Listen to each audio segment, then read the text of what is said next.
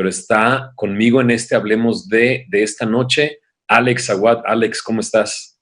Buenas noches. Es un placer estar con ustedes y también con todos los que nos escuchan. Y también está Sergio por allá que nos comentaba que sí, es verdad, tiene una chimenea en su casa. Así es. ¿Cómo están? Buenas noches. Aquí por el frío, pues hay chimenea.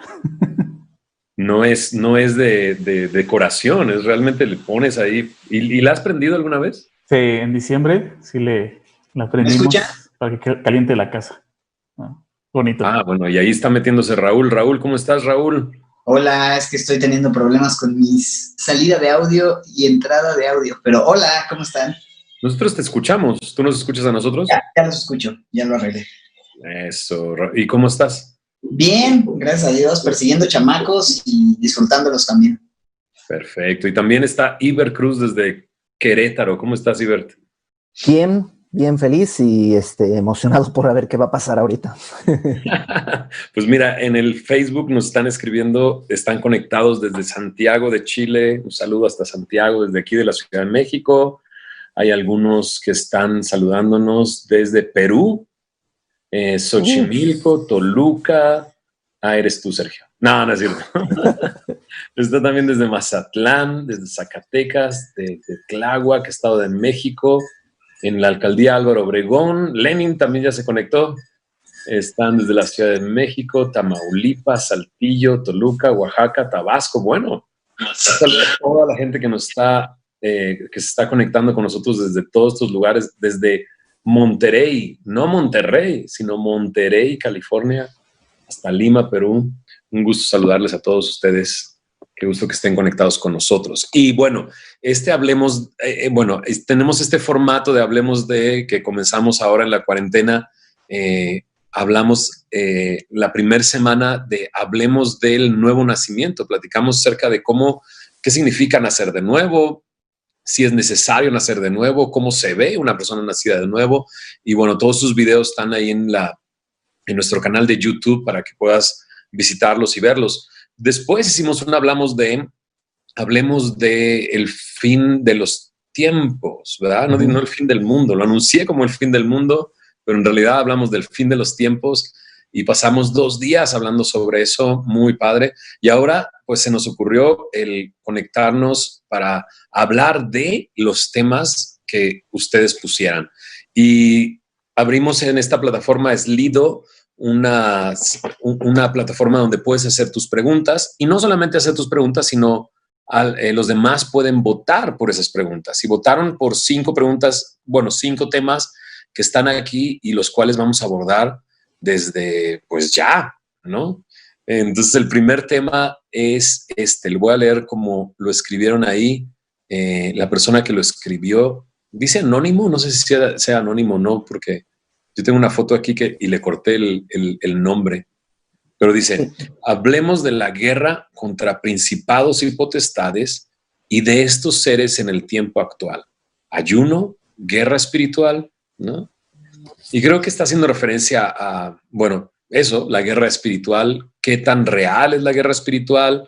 Todavía el día de hoy hay alguna batalla espiritual, hay alguna batalla de ese tipo. Pues hablemos de, ¿qué piensan? ¿Hay guerra espiritual? Yo creo que no, yo creo que ya no hay nada de eso, yo creo que eso ya quedó en el pasado. Yo creo que una guerra espiritual es ver quién agarra el chat primero. La transmisión. No, yo creo que, como decía Raúl, no hay nada de eso. Eso es parte de una doctrina equivocada y... Sean serios, por favor. Sean serios. Tuvimos una conferencia completa para adolescentes que se llamaba La Armadura de Dios. ¿Hay guerra espiritual o no hay guerra espiritual? Alex, tú. No sé si seguir la corriente o ya responder. Ya nos regañó el pastor, ya hashtag sean serios. Sí, pues sí, definitivamente es de esos temas que no necesariamente, a ver si lo puedo decir correctamente, no necesariamente se habla mucho en la Biblia de ello, es decir, que específicamente se tome una porción, pero al mismo tiempo es un tema que recorre la Biblia, ¿no? Porque presenta esta visión donde converge una realidad espiritual y física, y es una realidad. Entonces, por ejemplo, Job, vemos esta realidad de este concilio divino, Efesios, que habla de la guerra espiritual, sin duda, el pasaje de los profetas, ¿no? Eliseo, que le pide que abra sus ojos Dios a su siervo y ve esta realidad espiritual. Entonces, quizás no es el tema del que habla principalmente, ¿cómo decirlo? No tenemos tantos pasajes que hablen directamente del tema, pero al mismo tiempo es una realidad que está por la Biblia, ¿no? Espero se haya entendido. Sí, y yo creo que también la pregunta pues logra llegar hasta la parte más arriba, porque también hay una serie de corriente de iglesias que se enfocan mucho en la guerra espiritual. Y en alguna ocasión yo recuerdo, ¿se acuerdan esas épocas donde nos reuníamos cada domingo? Bueno, un domingo de esos llegó una persona y me dijo, ¿qué aquí no hacen guerra espiritual? ¿No? Porque venía de un contexto donde pareciera que lo que entiendo es que el tiempo de alabanza era un tiempo de guerra espiritual, de hacer guerra con instrumentos de música, con cánticos, y este tiempo de alabanza podía extenderse lo que fuera necesario para vencer dentro de una guerra espiritual. Y creo que un poco se sube esta pregunta hasta la parte más arriba, como pensando en eso. ¿Qué pensamos nosotros de Semilla de Mostaza de la guerra espiritual? Y como bien dice Alex, no es el tema principal de la Biblia, y probablemente el hecho de que en cierto contexto cristiano se hable mucho de guerra espiritual es darle un énfasis a algo que no tiene tal énfasis. Uh-huh. Pero en realidad desde el Edén aparece alguien que se opone a Dios, ¿no? Yo creo que para que no haya un malentendido, sobre todo ya ves que se sacan frases fuera de contexto, ¿no? Cuando Alex o Fermín dice que no es el tema principal de la Biblia, está haciendo referencia a eso, que no hay porciones que te dicen así se hace la guerra espiritual o algo así. Evidentemente hay una guerra espiritual, pero una guerra espiritual ya ganada, ¿no? Y nosotros enfrentamos distintas batallas. Y yo sé que no va a dar tiempo para ver todo lo que quisiéramos, así que antes de que lo olvide, a todas las personas que están interesadas, yo les recomendaría el libro Guerra Espiritual de Brian Brodersen, que lo puedes descargar de la página del Instituto Bíblico de Semilla. Es un libro que va bíblicamente mostrándonos que efectivamente hay una guerra, pero qué tipo de guerra es y cómo se pelea. Entonces es un libro cortito, es lo que yo diría para que todas las cosas que no logremos vaciar acá, la gente las pueda escuchar un poquito en lo que creemos, ¿no? Y la misma pregunta también incluye esto, ayuno, ¿no? Y yo creo que está pensando un poco en el pasaje que viene en los evangelios de un hombre que llevó a su hijo para que lo liberaran de este demonio que dice él, lo llevaba al agua para ahogarlo, al fuego para quemarlo, que había intentado en varias ocasiones matarlo, y cuando lo llevó con sus discípulos no pudieron hacer nada, no pudieron hacer nada. Jesús viene bajando del monte de la transfiguración, se encuentra con todo este escenario, y Jesús le dice a este espíritu sordo y mudo, ¿no?, que salga del muchacho, y dice que lo sacude, y el chico parece que está muerto, pero lo levanta Jesús. Y cuando los discípulos le preguntan a Jesús, ¿por qué no pudimos? Jesús dice, es que este género no sale sino con ayuno y oración. ¿Es así lo que dice? ¿Qué piensas de eso? ¿De qué nos habla ese pasaje? ¿Qué onda? Sergio. Pues de estar listos, ¿no? El ayuno, bueno, también es otro tema, ¿no? El ayuno. Pero creo que cuando se refiere a eso, ¿no?, que ellos no tienen la capacidad, en un sentido, habla del poder, ¿no?, también del Espíritu Santo. Es muy diferente la manera en que el Espíritu operaba en ese momento con los discípulos a la manera en que ahora opera también en la iglesia, ¿no? Cuando Jesús le dice les da la promesa, ¿no? Antes de ascender al cielo en Hechos 1, les dice eso, ¿no? Pero recibiréis poder cuando haya venido sobre vosotros el Espíritu Santo y me seréis testigos, ¿no? Principalmente es para eso, pero creo que como creyentes sabemos que el poder que necesitamos para poder vivir aún en esta guerra, ¿no? Como decía Ibert, ¿no? Aunque la guerra la tenemos ya ganada, tenemos batallas, ¿no? Necesitamos el Espíritu Santo, necesitamos ser llenos del Espíritu, y creo que eso es lo que sería como a lo que se refiere Jesús un poco, ¿no? Oración y ayuno habla de ser llenos del Espíritu Santo, habla de buscar al Señor, de pasar tiempo con Él, de lectura, en oración, en comunión con Dios, para que podamos ser realmente llenos del Espíritu Santo, ¿no? Y podamos estar fortalecidos. Creo que eso es más a lo que se refiere. Y no habla tanto como de la práctica del ayuno. Bueno, en ese momento lo hacían, pero no, yo creo que el día de hoy es más tener esa comunión con Dios, ¿no? Que claro que incluye un tiempo de ayuno, ¿no? Si necesario. Así es. Génesis presenta al hombre y la mujer en el huerto del Edén teniendo comunión con Dios perfecta, sin nada que estorbe, no hay pecado, no hay corrupción, pero aparece este ser que se le llama en Apocalipsis el gran dragón, la serpiente antigua, el acusador de los hermanos, que acusa día y noche a los hermanos, y dice que este acusador comienza a tentar a Eva, Adán peca, desobedece la instrucción que Dios le había dado de comer del árbol de la ciencia del bien y del mal, del conocimiento del bien y del mal. Prácticamente lo que quiere decir es que decidas tú qué está bien y qué está mal. El hombre toma de este fruto y comienza el pecado y comienza la corrupción, y Satanás hasta el día de hoy sigue activo. Dice en 1 de Pedro 5:8 que como león rugiente anda buscando a quien devorar. Por eso dice, sé sobrio y velad, porque vuestro adversario, el diablo, anda como león rugiente buscando a quien devorar. Pero ahorita Sergio dijo algo muy claro que nos permite vencer aun cuando Satanás ya fue vencido. Y esto es algo muy interesante, porque en la cruz del Calvario Jesús dice, clavó el acta de decretos con los que nos era contraria, anulando esa acta de decretos. El decreto era, pues, estamos muertos en nuestros delitos y pecados, pero Jesús terminó con eso y dice, triunfando sobre potestades y principados en la cruz. Así que Jesús triunfó en la cruz del Calvario sobre el enemigo, pero el enemigo sigue estando activo. No debemos de ignorar sus maquinaciones. Por eso, cuando Pablo habla de la armadura de Dios, dice que necesitamos vestirnos de toda la armadura de Dios. Y entre las dos cosas que dijo Sergio, ahí se incluyen, número 1, la palabra de Dios, que es la espada del Espíritu, y número 2, la oración, orando en todo tiempo.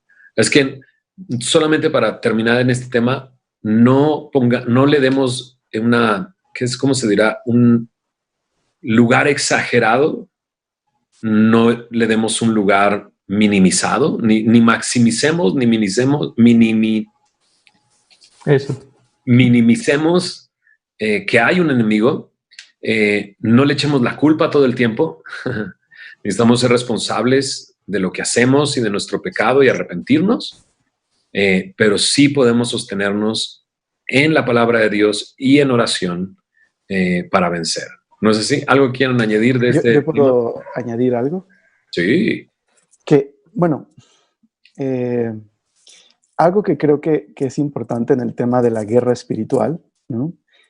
Es sobre todo en el contexto de la historia bíblica. Y creo que muchas veces interpretamos este asunto de la guerra espiritual más desde nuestra perspectiva como de fantasmas, demonios, y ¿no? No estoy diciendo que no hay espíritus o que no hay una realidad de exorcismos y eso, no estoy diciendo eso, que no hay una realidad espiritual, sino que el enfoque que tenemos al tema de la guerra espiritual, pensando en dos pasajes nada más, ¿no? El pasaje del que hablábamos ahora, donde evidentemente Jesús habla de la incapacidad de los discípulos, a menos que sean llenos del Espíritu Santo. Yo tengo la teoría que esas pequeñas historias como de milagros o sanidades o exorcismos, en realidad apuntan a otra historia o algo más grande que se está narrando, ¿no? Entonces, en este caso, por ejemplo, la incredulidad de Israel. Y creo que el problema está en que era una generación incrédula y perversa y que los discípulos estaban siendo de la misma manera contaminados por esa misma generación incrédula. Tan así que de hecho en manuscritos más viejitos, en versiones modernas, en realidad la palabra ayuno no está en los manuscritos más viejitos. O sea, no estoy diciendo con eso que no hay que ayunar y orar, ¿no? Solo digo que muchas doctrinas se construyen en base como a palabras, ¿no? Y que no necesariamente es así, ¿no? Entonces, solo como en el asunto de... Ay, perdón, no, adelante. No, yo solamente quería, a lo mejor, pensamos en este tiempo, como decía Alex, que guerra espiritual es sacar demonios. Y eso es guerra espiritual. De principados y potestades habla de demonios y cosas de ese tipo. La guerra espiritual en realidad es mucho más amplia. Abarca todo este mundo espiritual en ese sentido, pero la guerra espiritual implica no ceder a la tentación que mi propia carne, ¿no? Santiago dice que nosotros somos seducidos y tentados cuando desde nuestra propia concupiscencia viene esto. Y el frenar eso es guerra espiritual. El pedir perdón, el humillarte, eso es guerra espiritual, ¿no? Y nuestras armas, dice Pablo, no son carnales, sino poderosas en Dios. Entonces, eso es guerra espiritual. Lamentablemente, esa guerra espiritual no tiene mucho rating, por eso se hace pues menos escándalo de eso. Y sí, este tema de los demonios y esas cosas, pero es mucho más común y mucho más frecuente luchar este tipo de batallas contra tu propia carne. Y estaba leyendo, alguien justo aquí en Facebook nos ponía, con mucho respeto, decía, yo creo que en Semilla ignoran esto porque no han vivido ese tipo de situaciones y casi como que no creemos en cosas sobrenaturales ni en endemoniados, que agradece que hay una labor por las personas que están en drogas, pero que hay personas que tienen cosas peores, ¿no? Y yo solo le diría a esta persona que creemos en los endemoniados, lo hemos visto así, con estos ojos. Tú lo has visto, tú una vez fuiste a una casa y hasta te dijeron de semilla y todo.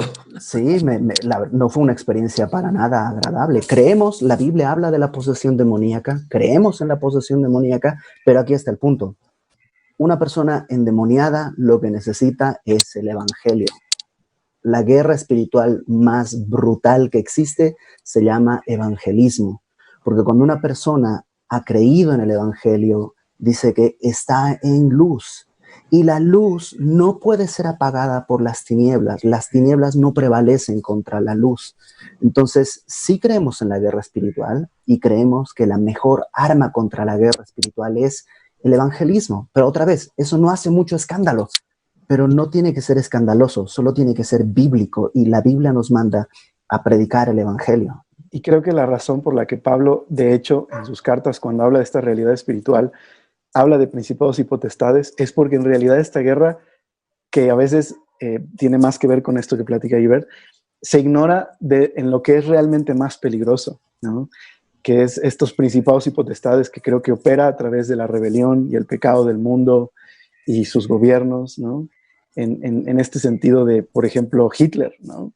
O sea que la masacre de la Segunda Guerra Mundial y los asesinatos apuntan a esta realidad de que no solo son decisiones tontas de los hombres, sino que en realidad hay una realidad personal, maligna, que permea el mundo y que está operando a través del corazón de los hombres, o en filosofías que engañan y apartan a la gente de la verdad. Eso es más peligroso, ¿no? Ahora también, por ejemplo, yo he recibido gente en Semilla que llega y me dice, en mi casa veo sombras, veo situaciones, incluso me han llegado a decir, veo demonios, veo seres, ¿no? Entes y demás. Y la verdad es que, digo, en el otro contexto que decíamos, quizás el consejo que se les da es comienza a reprenderlos, comienza a declarar, pero mi respuesta cada vez que una persona llega ahí es ponte a orar y buscar al Señor. O sea, no tienes que estarle dando, por eso decía hace rato, maximizando el poder de estos seres. No son todopoderosos, no son omnipotentes, ese no es Satanás. Satanás es un ser creado, Dios es el poderoso. Y por lo tanto yo les digo, acércate al Señor, ponte en oración, medita en su palabra, dedica tiempo a eso y todo lo demás se irá. Dice, hoy en una prédica que yo escuchaba, dice, acércate a Dios y Dios se acercará a ti, pero también dice, ¿cómo dice Ibert? Porque esa prédica la vi contigo. Resiste al diablo. Exacto. ¿No? Y huirá. Y huirá. Pero dice, someteos a Dios. Resiste al diablo y huirá de vosotros. Muy bien. Un gusto el que estemos. Estoy viendo que está interactuando la gente con nosotros y nos da mucho gusto que estén interactuando con nosotros a través de Facebook. En Facebook es el lugar donde puedes poner tus comentarios y podemos leerlos. Quizás los leemos como unos 30 segundos después de que aparece ahí, pero los estamos leyendo. La siguiente tema de Hablemos de, lo pone Fernando Mendoza, él puso su nombre ahí y dice... Hablemos de cómo escuchar y reconocer la voz de Dios, que va muy de la mano de la sexta pregunta que aparece aquí. Dice, me encantaría hablar de la voz de Dios. He escuchado a personas decir, Dios me dijo. Hay ocasiones en que siento cosas, pero ¿es esa la voz de Dios? ¿Cómo entonces podemos escuchar y reconocer la voz de Dios? Dios se ha revelado en su palabra, ¿no? La Biblia creemos y sabemos que es la palabra de Dios y toda ella es útil, ¿no? Para enseñar, redarguir, corregir e instruir en justicia a fin de que el hombre de Dios sea completo, no le falte nada, sea perfecto, esté enteramente equipado para toda buena obra. Entonces creo que Dios ciertamente quiere dirigirnos, Dios ciertamente quiere mostrarnos hacia dónde ir. Él quiere guiarnos por sendas de justicia, por amor de su nombre, ¿no? Si el Señor es nuestro pastor, pues nada nos faltará. Él nos hace descansar en lugares de delicados pastos, los pastos de la palabra de Dios. Y es eso, me encanta otra frase de Ibert, como que Ibert es popular entre los pastores también. Punchline. Gracias, siempre ora, ¿no? Gracias Dios porque no nos dejaste a merced de leyendas o tradiciones, sino que dejaste tu palabra como el manual de instrucciones, como el manual escrito, la brújula en el desierto, ¿no? Y me gusta eso porque Dios sigue hablando, Dios sigue mostrando su voluntad. Dios tiene, por supuesto, una voluntad general, ¿no? Dios ha revelado su voluntad en general para todos sus hijos, ¿no? Para la humanidad, la voluntad de Dios es que pues nadie se pierda, sino que todos obren al arrepentimiento. Y una vez que hemos confiado en Él, una vez que nos hemos arrepentido y hemos dado la espalda a nuestro pecado para seguirle, pues el Señor empieza a dirigirnos en una forma ya, si tú quieres, individual o personal, a través de la Escritura, ¿no?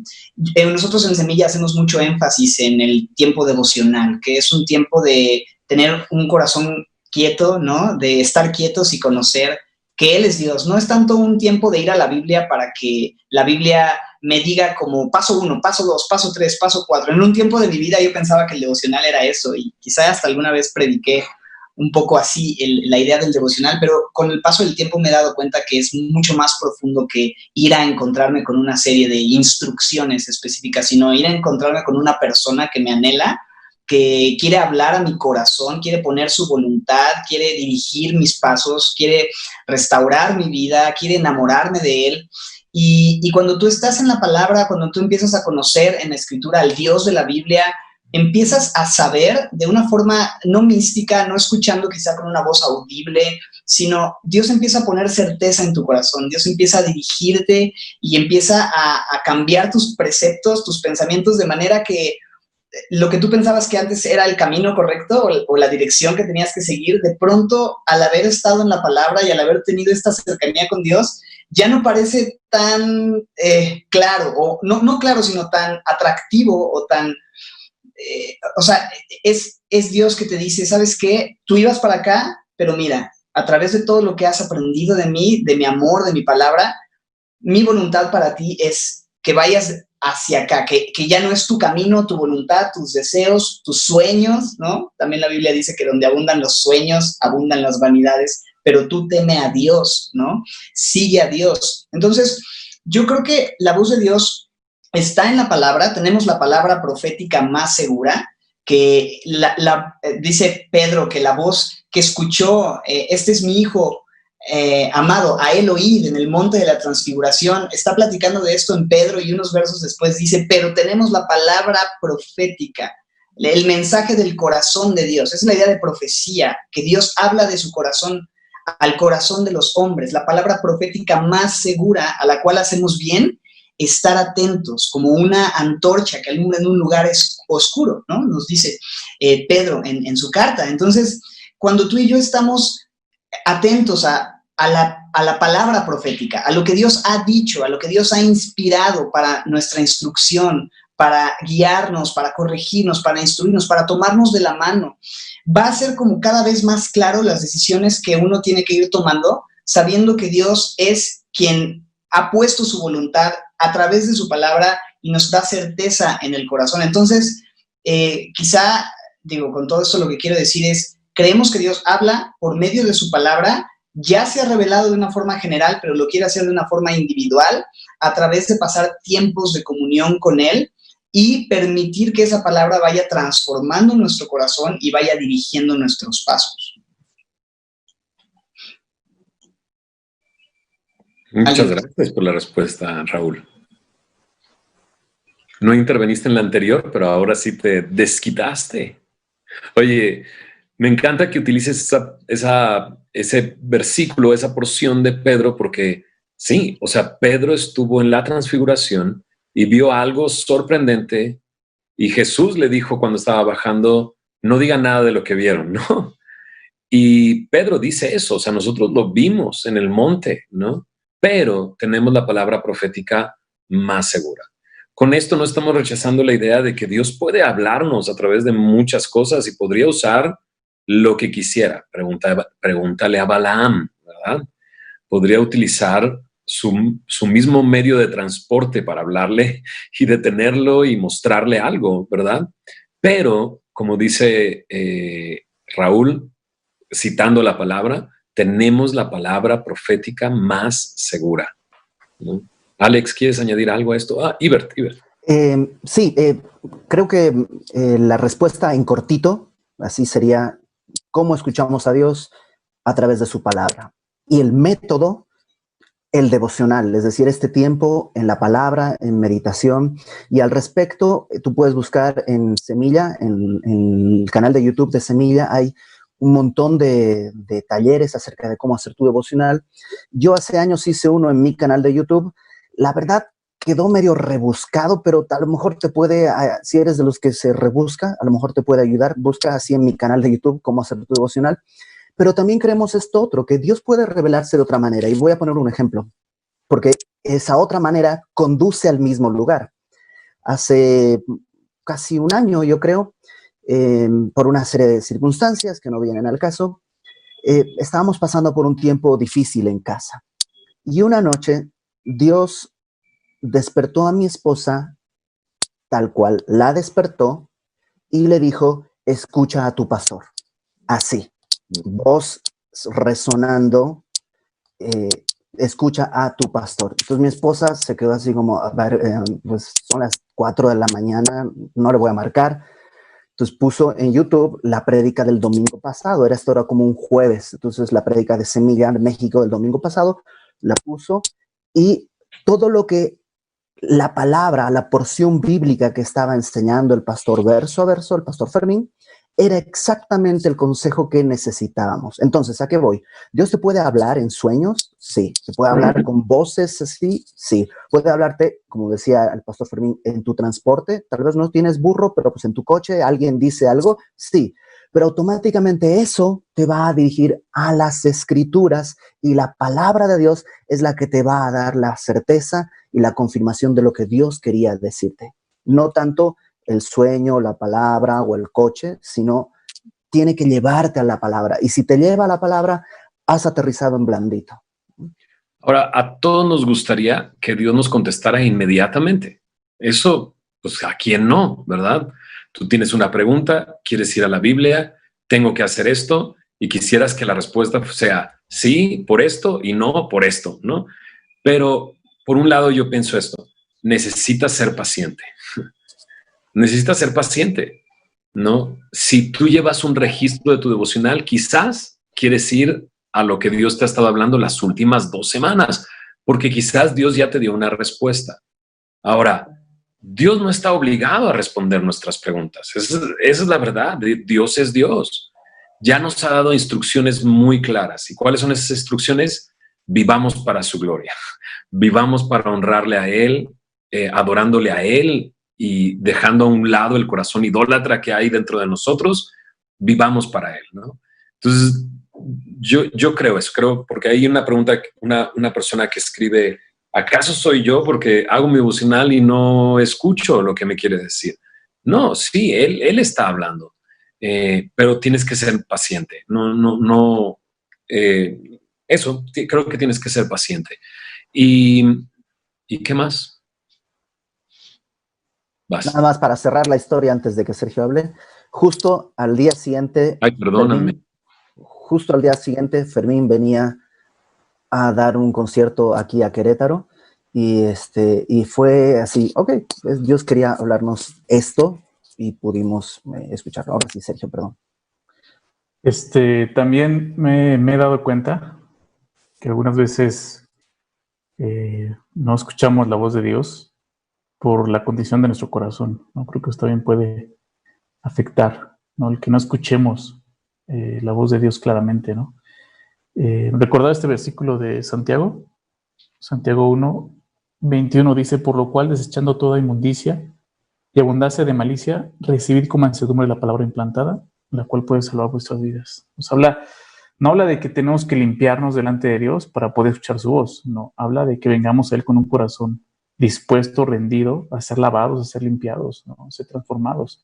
Me recuerda también la parábola del sembrador, ¿no? Donde pues la semilla es la palabra y la tierra es el corazón, ¿no?, de la persona. Entonces, creo que también es importante eso, ¿no? Cómo está nuestro corazón, porque ya te me han pasado eso, aún muchas veces me han llegado a preguntar eso, es que yo no escucho la voz de Dios, es que, ¿qué pasa, no?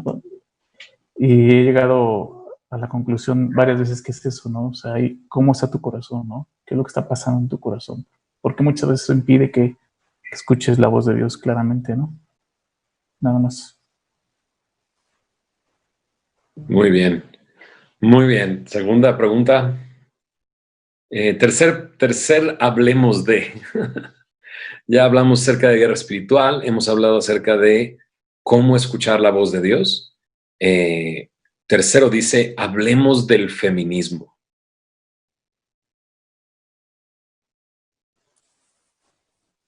Alex. Yo sé que Alex se muere por comenzar a contestar eso. Bueno, preguntémosle a Alex, ¿qué es feminismo?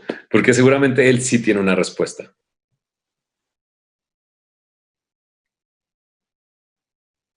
Bueno, en realidad, parte del feminismo, el movimiento feminista en Occidente por lo menos, comenzó con mujeres cristianas. En el siglo XIX, muchas mujeres estaban luchando por, pues, el derecho a votar, el que hubiera libertad, ¿no?, de expresión para las mujeres. Y de hecho hicieron una unión, la unión de la temperancia, ¿sí? ¿Lo dije bien? Ok. Y básicamente era la ley seca, ¿no? Y el prohibir el alcohol en Estados Unidos y todo. Y ese movimiento luchaba por eso, el que pudieran como ser aceptadas y con igualdad en la sociedad. Pero creo que eso fue cambiando de rumbo, ¿no? Y fue convirtiéndose más en una liberación de las estructuras controladas por los hombres y el dominio de los hombres para tomar, primero una lucha por igualdad, pero luego para tomar el lugar de esas, de poder y de autoridad sobre esas estructuras. Entonces creo que el día de hoy ese movimiento, aunque muchas veces lucha por algo que realmente pues ha sucedido, ¿no? Una historia de violencia y de opresión hacia muchas mujeres, también se ha convertido en algo que no tenía que ver con este ideal, por lo menos en este movimiento de mujeres cristianas, con esta igualdad dada por Dios a hombres y mujeres, ¿no? Eso es lo que sé. Yo solo podría decir que hay lo que le llaman el feminismo de la tercera ola, creo, o de la cuarta ola, no sé, que es este feminismo moderno que ha enarbolado entre sus objetivos la libertad del aborto, está aliado al movimiento LGBT, etcétera, etcétera. Y hay varias lecturas que se pueden hacer al respecto. Para muchos es un movimiento más político que ideológico, ¿no? Y sin entrar en el asunto, se supone que, bueno, en el libro negro de la nueva izquierda, de Nicolás Márquez y Agustín Laje, desarrolla este punto de una manera mucho más clara. Pero al caer el muro de Berlín y al cesar la tensión Oriente-Occidente, lo que tenemos es un vacío político que tiene que llenarse. Y no hay lucha de clases el día de hoy. Entonces, lo que se supone que se toma es esta bandera, pero en realidad sigue siendo meramente política y económica. Porque curiosamente los movimientos feministas estallan donde las mujeres tienen más libertades. No hay un movimiento feminista en los países árabes, donde en verdad hay una opresión seria, yo diría. Entonces, ¿qué pienso yo del feminismo? Creo que ha habido tradicionalmente un desprecio por el rol de la mujer, pero creemos que el modo de restaurar la dignidad que Dios quiere es precisamente establecer los roles que Dios ha dicho, ¿no? Dios ha dado la misma dignidad al hombre, a la mujer, al gentil, al judío, al inteligente o al necio. Le ha dado todos en Cristo. Somos una nueva criatura con igualdad de acceso al Señor, ¿no? Hagamos preguntas muy puntuales. ¿Está Dios en contra de la mujer? No. No. ¿Está la Biblia en contra de la mujer? No.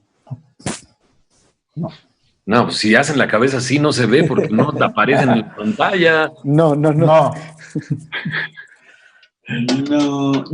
como el meme o el sticker ese. No. Entonces la Biblia no está en contra de la mujer, Dios no está en contra de la mujer. De hecho es muy interesante porque Jesús tiene encuentros con mujeres en su ministerio, ¿no?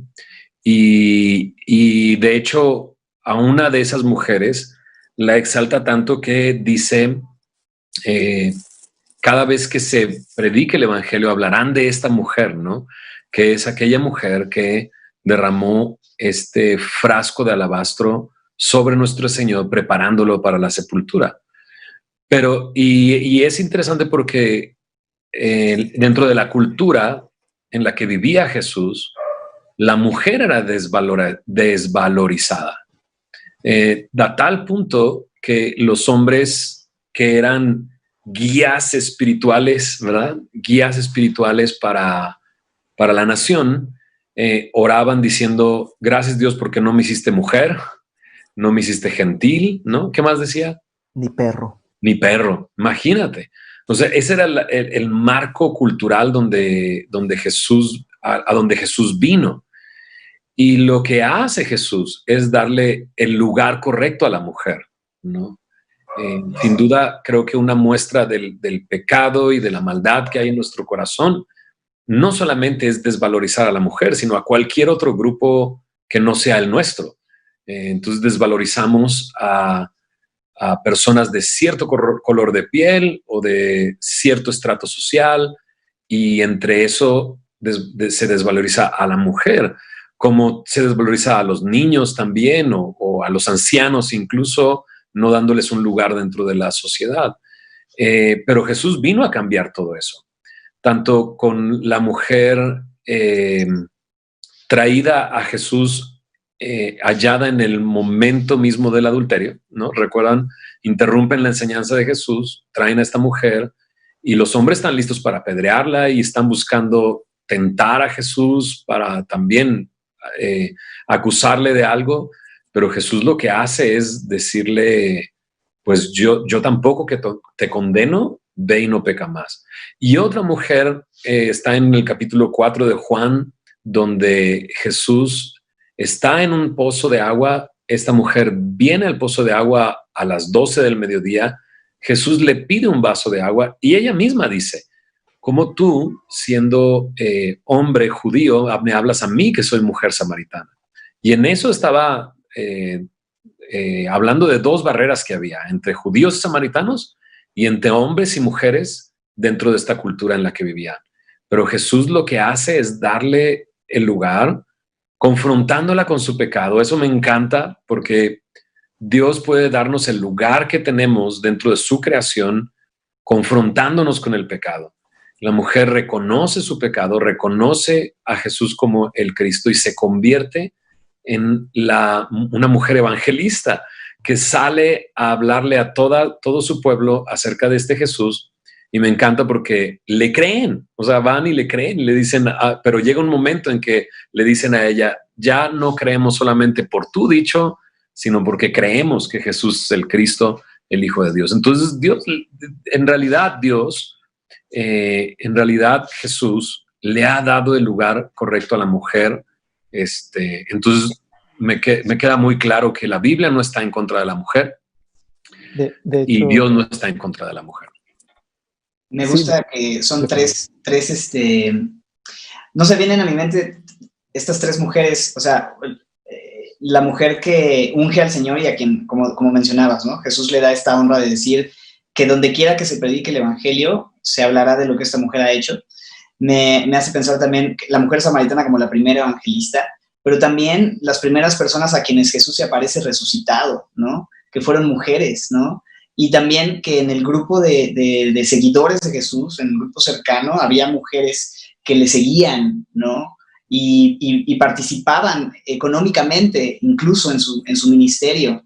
Entonces el Señor Jesús siempre las recibió, siempre les dio lugar, ¿no? Simplemente escuchándote pensaba en estos ejemplos. Alex. Y quizás, no, de hecho es totalmente, ¿no? Algo que muchas críticas que hay a veces contra esta supuesta menosprecio que la Biblia hace a las mujeres, lo cual no hace, como hemos dicho. A veces no prestan atención en de hecho, lo radical que era la Biblia al mencionar a mujeres, incluso sirviendo en la iglesia, ¿no? O siguiendo a Jesús, o las primeras mujeres que fueron testigos de la resurrección. Y eso era radical completamente. Quizás mucho de la queja es, ¿por qué no hay un versículo en la Biblia que diga que las mujeres voten, ¿no? Algo así, ¿no? Pienso. Pero es el mismo caso que como con los esclavos, ¿no? ¿Por qué la Biblia nunca dice, hey, lucha contra la esclavitud? Porque en realidad el evangelio estaba transformando a las personas de adentro y así permeando la sociedad y transformándolas.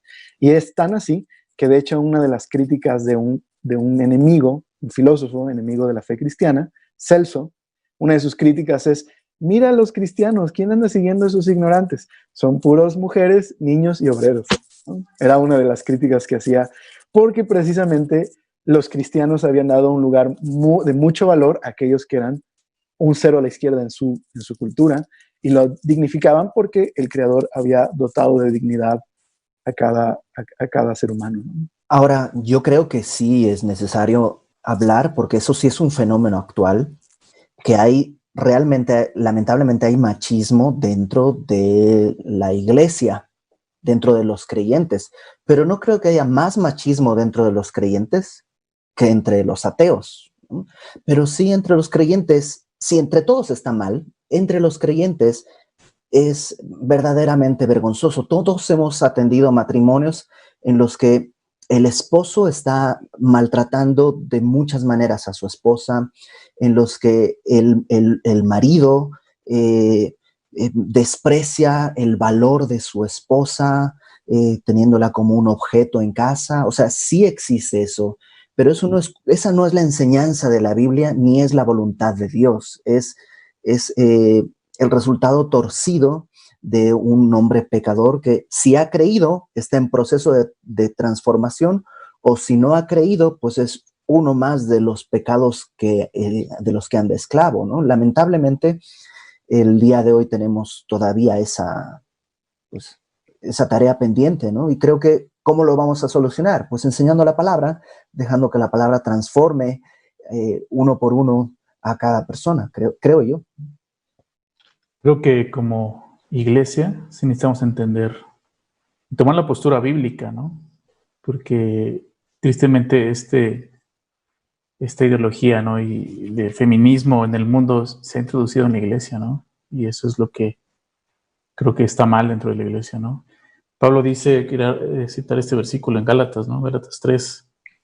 Dice, ya no hay judío ni griego, no hay esclavo ni libre, no hay varón ni mujer, ¿no? Y realmente lo que está haciendo es que cada uno tiene un valor en particular, ¿no? Por eso termina diciendo ese versículo, porque todos vosotros sois uno en Cristo Jesús, ¿no? O sea, ya no hay de que, es que esas peleas de género, ¿no? De que si el machismo o el feminismo, sino recuerda quién eres ahora en Cristo, tu identidad está en el Señor, ¿no? Como mujeres, Dios vino a dar un valor a la mujer.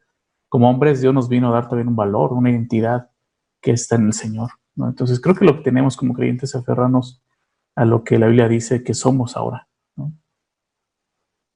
A mí me encanta nuestro Señor, que le da valor a todas las personas.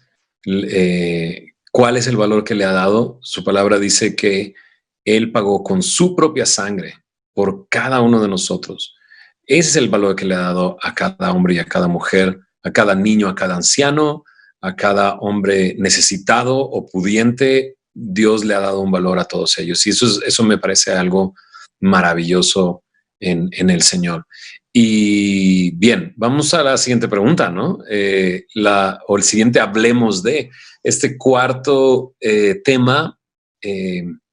Dice, hablemos del noviazgo cristiano prematrimonio. Esta es una persona que lo puso anónimo, tiene 49 votos.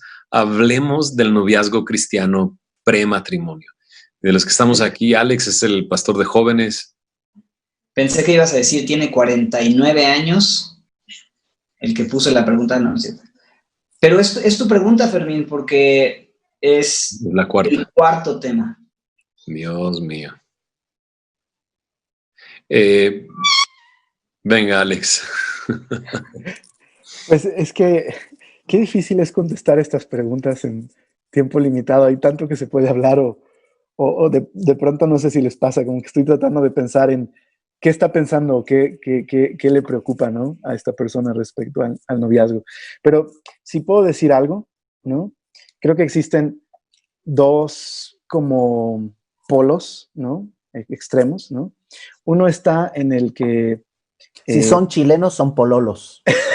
Los pololos. Los pololos. Saludos a los chilenos. Manden manjar, por favor. Es una delicia el manjar, tienen que probarlo. Por un lado está esta idea como muy mística, muy mística del noviazgo, ¿no? En el que literal como que estás buscando a la persona ideal, predestinada para ti. Y literal, muchas mujeres no se casan porque pues están esperando a Jesucristo en su venida y quieren eso en su esposo y pues, oye, te vas a casar con un pecador, ¿no? Y los hombres también están a veces distraídos en esta idea de la ideal para mí, la predestinada, ¿no? Y está el otro extremo, muy como liberal, ¿no? Muy como... tener relaciones emocionales de corto plazo para probar y ver cuál es la mujer que Dios tiene para mí, ¿no? Y creo que más bien tiene que haber como este punto medio en el que si eres un cristiano, el deseo de casarte es un buen deseo. Creo que honra a Dios casarte.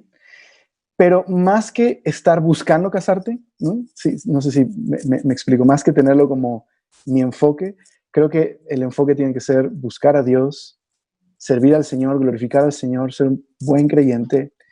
Y si yo camino ese camino, ¿no? Y estoy buscando glorificar al Señor con todas mis relaciones.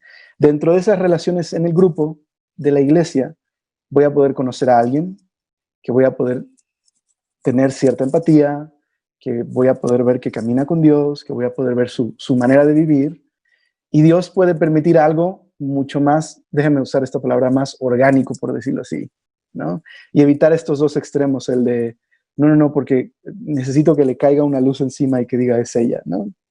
Ni el otro de, bueno, a ver con ella, no, ya no me gustó, a ver con ella, no, ya no me gustó, a ver con ella, ya no me gustó, ¿no? Entonces, no sé, creo que eso es lo que yo he visto a veces con lo que batallan los jóvenes. Creo que es más sencillo, ¿no? Creo que lo decía el pastor Iber alguna vez, cuando se me acercan y, ¿cómo sé que debería casarme? O qué es ella, ¿no? A ver, ¿es cristiana? Sí. ¿Ama al Señor? Sí. ¿Cómo lo sabes? ¿Qué frutos ha dado? ¿La conoces bien? ¿Tú estás caminando en el Señor? ¿Tienes trabajo? ¿Has cuidado una mascota y no se te ha muerto? No, bueno, eso es una broma. Pero ¿estás caminando con el Señor? Ok, ¿por qué te quieres casar de entrada? ¿Qué quieres hacer? ¿Qué es para ti el matrimonio? Creo que es más sencillo, no sé. Aunque no sé si estoy contestando la pregunta. Creo que algo importante es entender que el noviazgo es un compromiso, ¿no? Yo siempre, cuando hablo con gente que tiene esa duda, les digo, el noviazgo ya como cristianos, ¿no? Ya es un compromiso, o sea, no es como cuando vas al súper y te están dando la prueba, ¿no? De producto, saber cuál me gusta. O sea, es realmente hacer un compromiso, ¿no? El noviazgo ya es como el fin del noviazgo es casarte, ¿no? Es el matrimonio. O sea, creo que eso también es importante, no es, como decía Alex, ¿no? De repente ir con una o ir con otro y probando, o sea, es buscar al Señor realmente, es buscar al Señor y tener bien claro eso, ¿no? Cuando Dios está llamando al matrimonio y con la persona correcta, ¿no? Empezando por ahí, ¿no? Creo que es importante. No sé, Iber, ¿tú qué opinas? Yo opino que Fermín tiene que estar pensando en estas cosas. Ya sus hijas están en una edad más pues en este tipo de cosas, y seguramente tú has hablado con tus hijas de esto, ¿no? Todavía yo. Y antes de que hable Fermín, yo creo que un factor que es de mucha bendición es siempre el estar en luz y pedir siempre consejo a la gente madura que te rodea. Cuando tú estás siguiendo al Señor y estás por tomar decisiones como sumamente importantes, creo que una de las decisiones más importantes que tomamos en nuestra vida es con quién nos vamos a casar, con quién vamos a pasar el resto de nuestra vida. Pensando en que conocemos al Señor, en que queremos glorificar a Dios con una persona, noviazgo cristiano, ¿no? Es lo que dice. Entonces, eso significa que quieres seguir al Señor, que eres un seguidor de Cristo, que quiere glorificar a Cristo y quieres hacerlo junto con una chica que quiere hacer eso mismo, ¿no? Que quieres glorificar a Dios y avanzar hacia un fin que es, como decía Sergio, creo yo, lo que la Biblia presenta, que es el matrimonio. Pero en ese proceso creo yo que es bien importante siempre estar rodeado de gente madura, de pedir consejo, de estar en luz, de no abrir puertas que no tengas que abrir antes de tiempo. Es decir, a veces empezamos con mucha ligereza a decir, o sea, como que a usar las palabras como te amo y este tipo de cosas que a veces hacen y producen emociones, ¿no? En ambos, y empiezan a alborotarse, y a veces el amor se despierta antes de tiempo. Y creo que son dos cosas que en este tema yo he meditado, y también por experiencia en un proceso en el que Dios me tuvo antes de casarme con mi esposa, he aprendido que es el tiempo de Dios, ¿no? Esperar el tiempo de Dios y esperar que Él vaya poniendo las cosas que confirmen los corazones de la gente alrededor, pero también el ser dirigido por buen consejo, ¿no? Pedir consejo respecto a esto, respecto a la persona con la que tengo esta inquietud, y antes de abrir mi gran boca, ir a platicar con un consejero maduro, con algún pastor, y externar este anhelo, este deseo, y que me ayuden a identificar, ¿no? Si es el tiempo, si es sabio, o sea, cómo irlo llevando, ser acompañado, ¿no? Yo creo que eso es algo que a mí me bendijo mucho y que creo que todos hemos aprendido en este proceso. Pero bueno, pastor. Ya no voy a hablar. No, dice, me gusta que dice, hablemos del noviazgo cristiano prematrimonio, ¿no? Y me gusta que la formuló de esa manera, ¿no? Creo que hay un concepto de noviazgo en el mundo que es desechable, que es permisible, que que es muy triste, pero no quieren llegar al matrimonio, pero viven como si estuvieran casados, exigiendo derechos que no son suyos y no asumiendo responsabilidades que les pertenecen. Y eso es terrible. O sea, hay personas que defienden, bueno, déjalos que conozcan y que sepan, pero en realidad lo estás llevando a esclavitud, a situaciones muy feas que ni siquiera son para su edad ni para su tiempo. Y por eso digo que me gusta esto de hablemos del noviazgo cristiano prematrimonio, que yo le pondría, bueno, hablemos del compromiso antes de casarte, ¿no? Y creo que dentro de ese compromiso, bueno, ahorita me decía Ibert y me echó el spotlight de que pues tengo 3 hijas, ¿verdad? Y ha sido muy interesante. Mis 3 hijas se quieren casar y me gusta eso. Me gusta que dicen, yo me quiero casar, yo quiero tener mi familia, yo quiero tener mis hijos. Y Dios ha sido bueno con nosotros. No quiero decir, como un pastor que alguna vez escuché, mi esposa y yo nunca hemos peleado. No, nuestro matrimonio simplemente está sostenido en el Señor y creo que somos honestos frente a nuestras hijas de lo que somos e incluso de las luchas que libramos, ¿verdad? Y eso ha sido maravilloso. Pero pero a lo que voy es que mis hijas han tenido un ejemplo de un matrimonio cristiano. Yo no tuve un ejemplo de un matrimonio cristiano. Y muchos jóvenes que están dando ese paso hacia pensar en casarse o noviazgo y demás, a lo mejor no han tenido un buen ejemplo cristiano. Y de repente arrastras todas estas cosas del noviazgo permisible, desechable, lo tratas de integrar a el prematrimonio cristiano y es un desastre. Y es terrible. Y creo que si no tienes un ejemplo, creo que lo que estaba diciendo Raúl es cierto. Necesitas ser acompañado de una persona madura en la fe dentro de la iglesia. Escucha su consejo, sigue su consejo. Para mí una vez, hay una serie completa, ¿verdad, Alex?, de noviazgo dentro de las enseñanzas de jóvenes. Y me encanta la historia de Génesis 17, aunque no me habla específicamente de noviazgo y compromiso, hay algunas escenas ahí muy interesantes de cuando el siervo de Abraham va a buscar una esposa para el hijo de Abraham, Isaac. Y hay muchos detalles ahí que nos dan una pauta de lo que puede ser ese noviazgo cristiano prematrimonio. Una, dijo Raúl, no abras la boca. Por favor, no abras la boca. No comiences diciendo, ay, es que me gustas. Ay, es que me interesas. Ay, estaba leyendo números en mi devocional y me di cuenta que no tengo el tuyo. Ese tipo de cosas, por favor, no abras la boca. Me tardé en entenderle. Yo dije, ¿de qué está hablando Raúl? Pero es cierto, no abras la boca. ¿Por qué? Porque entonces, si ya muestras tu interés, entonces ya vas a vivir un noviazgo como en el mundo, tratando de agradar a esa persona y no te vas a mostrar cómo eres y no vas a mostrar quién eres en realidad. Y esa persona no va a mostrar quién es en realidad, porque todo el tiempo va a tratar de agradarte y de no hacer nada para no perder la oportunidad de casarse contigo. ¿Sí me explico? Sino más bien necesitas conocer amigos, ver cómo caminan el Señor, verlos sufrir, verlos perder su trabajo, verlos obtener un trabajo y ver cómo reaccionan el Señor. Y en todo ese proceso, quizás Dios te va a mostrar, esa es la persona que tengo yo para ti. Entonces, sí, ya si estás en un compromiso camino al matrimonio, te recomiendo ser acompañado en todo ese proceso.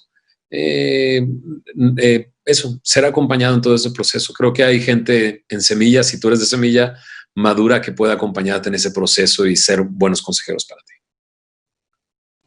Yo solo añadiría que creo que podría ser una buena norma.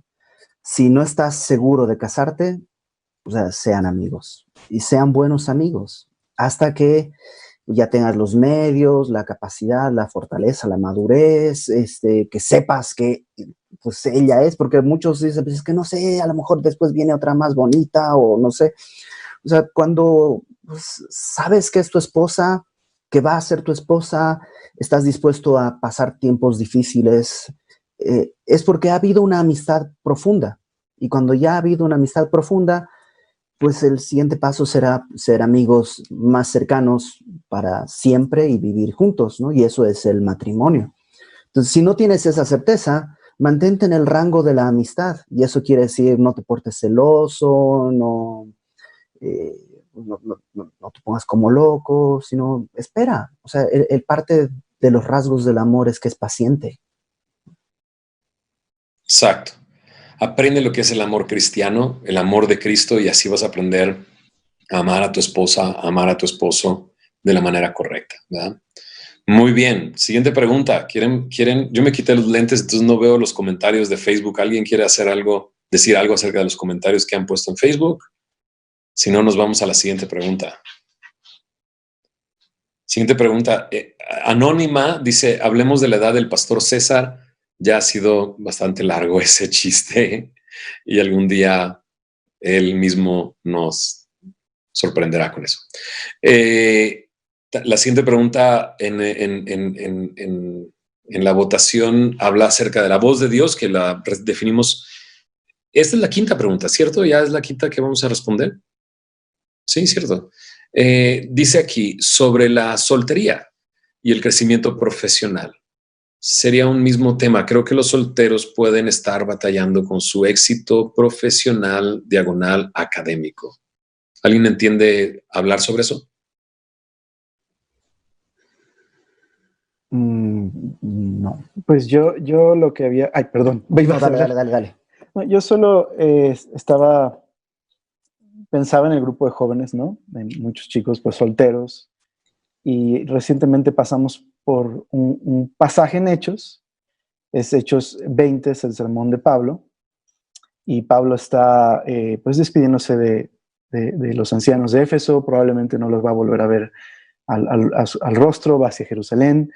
Y el sermón gira en torno a cómo ha vivido Pablo, ¿no? Y en la última parte de Hechos 20 habla del dinero, y creo que eso está un poquito ligado a que lo está contrastando con los falsos profetas. Les advierte que va a venir falsos profetas, y un poquito como cómo se ha portado Pablo con el dinero, contrasta con cómo estos falsos profetas iban a ser, en ese sentido, codiciosos, avaros. Pero creo que ahí hay una lección acerca de la fe cristiana, y es que Pablo dice, yo les he enseñado a trabajar con sus propias manos para dar a los necesitados, ¿no? Entonces, creo, por lo menos lo que yo quisiera contribuir, es que creo que muchas de las frustraciones que hay en los chicos en cuanto a su soltería y en cuanto a su profesión, es que vivimos muy en este mundo individualista, donde todo está centrado o girando alrededor de mi placer, de mi beneficio. Entonces, ¿para qué es el trabajo? Para obtener recursos para comprarme lo que quiero, ¿no? Y eso trae un vacío, trae mucha frustración. Pero cuando te das cuenta que vivimos para la gloria de Dios y vives tu trabajo, ¿para qué es? Para tener lo que necesitas y darle a los demás, ¿no? Compartir con el Señor y ser generosos, ¿no? La vida del reino de Dios. Cuando te das cuenta que tu profesión es para la gloria de Dios y el bienestar de otros, glorificar a Dios con ello, la causa del reino de Dios. Cuando vives para eso, en realidad esas frustraciones se van. Digo, vivimos en un mundo caído, es inevitable no tener frustraciones y momentos difíciles y de depresión. Pero me refiero a estás viviendo para el reino y no para ti mismo. Y eso trae gozo y alegría como un derivado precisamente de vivir para el reino. Entonces, no sé, yo pensaría eso, que mucho problema que hay o frustración en los chicos por su trabajo o su soltería es porque vivimos en esta filosofía occidental de gira todo en torno a mí, como cristianos me refiero, y no hacia el reino y el Señor. No sé. Yo solamente diría que si estás, o sea, no hay nada malo en buscar un éxito académico y un éxito laboral. Yo creo que no hay nada de malo. El problema es cuando por alcanzar aquello estás caminando por lugares donde Dios no te dirige o donde Dios no quisiera que estés. Entonces, si por ejemplo, tus papás te están pagando la escuela, creo que es un deber buscar buenas calificaciones y ser un buen alumno y aprender lo más que puedas, porque no solo porque es bueno ante la escuela, sino es una manera de honrar a tus padres. Y creo que es la manera, como decía Alex, vivir, hacer todo para la gloria de Dios. Y en eso, pues Dios te permitirá ascender si es su voluntad, y si no es su voluntad, donde tú estés, puedes ser exitoso en lo que Dios te ha encargado. Y algún día, si eres fiel en lo poco, Dios te pondrá sobre lo mucho, lo cual no quiere decir, si eres fiel en algo en este mundo, recibirás la recompensa en este mundo. No, tal vez será en el próximo por la fidelidad demostrada aquí. Dice un comentario en Facebook: la sociedad ve mal a los hombres y mujeres solteros. Te dicen, ¿para cuándo te casas? ¿No piensas tener hijos? Pero eso es la sociedad de hace unos años, yo creo. El día de hoy la sociedad ve una maravilla que no, o sea, ahí hemos llegado a incubar el término de los perrijos, ¿no? Que es una barbaridad, porque está poniendo a la par de un ser humano una mascota. Y el tener un perrijo, perdón, ya sé que me van a dar hasta con el tubo, pero un perrijo es una expresión de egoísmo, porque por definición un hijo consume tu tiempo, tu fuerza, porque estás para, pues, cuidarle. Mientras que un perrijo es al revés, está para mí, para hacerme feliz, todo tiene que ver conmigo. E incluso, pues, cuando me canse del perrijo, pues me consigo otro perrijo. Y creo que esa es justo un gatijo. Creo que esa es justo la clave, es que debes vivir para la gloria de Dios. Y si eres soltero, pues debes vivir vivir para otros. Creo que esa es por decirlo así, la máxima del evangelio. Honra al Señor y vive para los demás, para servir a los demás. Soltero, casado, en Australia, en México, con gato, sin gato, siendo plomero o siendo, no sé, inventor de prótesis en un laboratorio. ¿Cómo defines de una forma práctica glorificar a Dios? Digo, ya estoy haciendo preguntas, igual no están ahí, pero hablando de eso, porque hablamos, ese es el fin máximo y es lo que al final nos mantiene llenos de sentido, de perspectiva, en el trabajo, en nuestras relaciones interpersonales, en todo lo que hacemos y lo que somos. Es glorificar a Dios, nuestro propósito. Cuando tu pregunta ya es Lido, si votan suficiente, entonces puedes subir hasta allá y entonces podemos contestar la pregunta. No es cierto.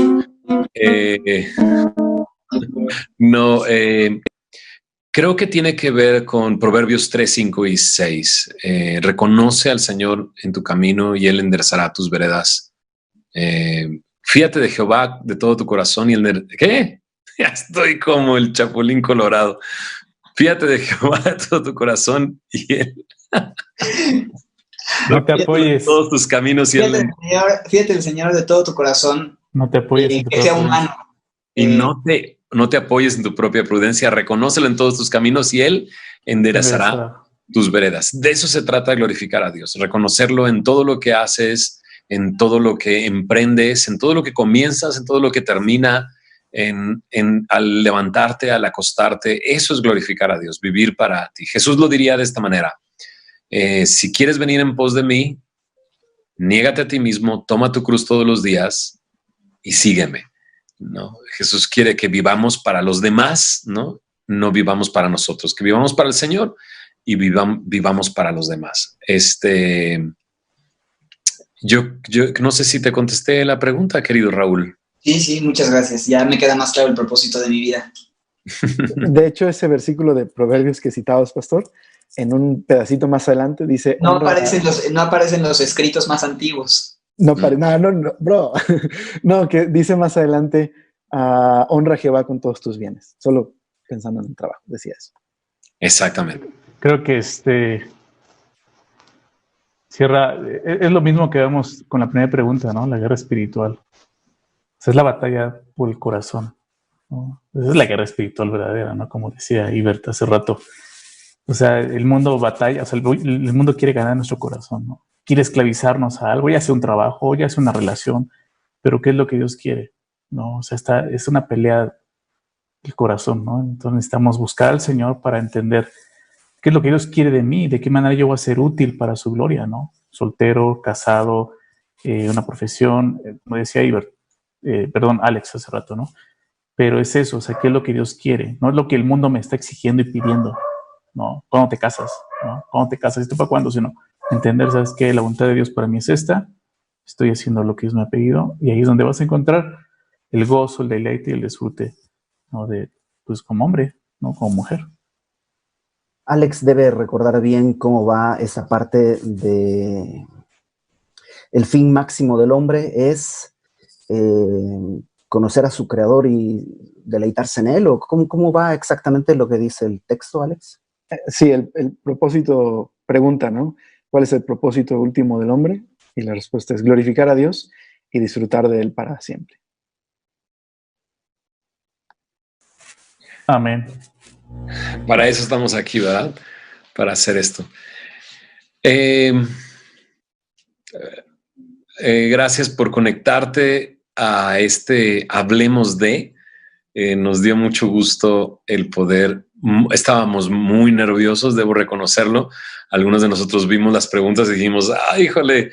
De esto quieren que hablemos, pero ha sido muy bello el poder, buscar en el consejo de Dios, en su palabra, las respuestas a estas cosas que nos inquietan y que nos llevan a hacer estas preguntas. Y creo que es válido hacer preguntas y por favor escríbenos, no dejes de hacer preguntas, puedes hacer las preguntas. No sé si las vamos a contestar, pero tú hazlas. No es cierto. Tratemos de contestar todo lo que nos hagas llegar. Vamos a tener mañana un otro Hablemos de, y vamos a revisar las preguntas que voten más altas. Una vez más, métete a sli.do,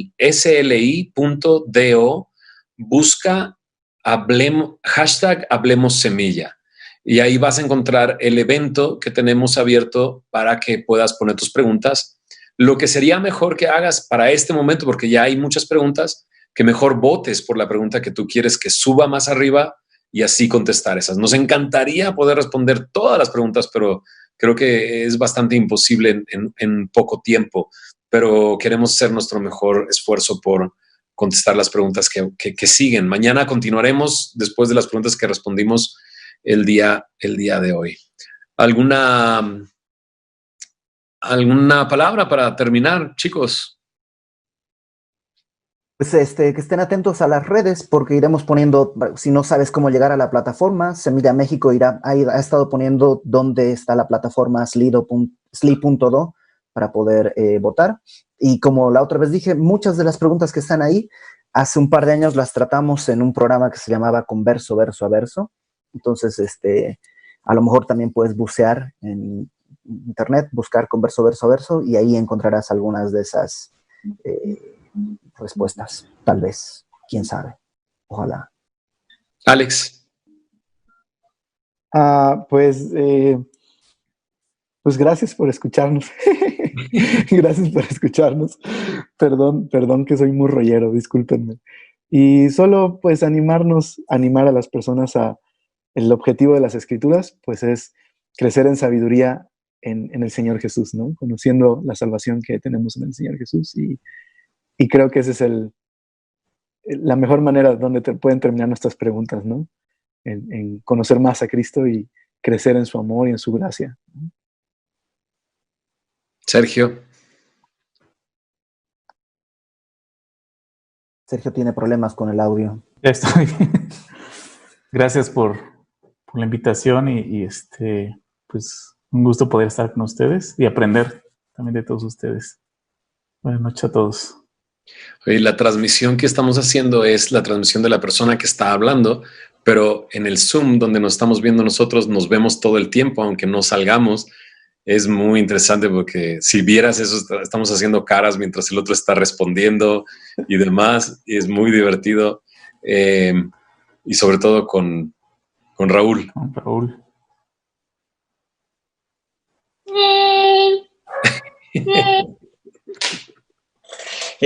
Teme a Dios y guarda sus mandamientos porque esto es el todo del hombre.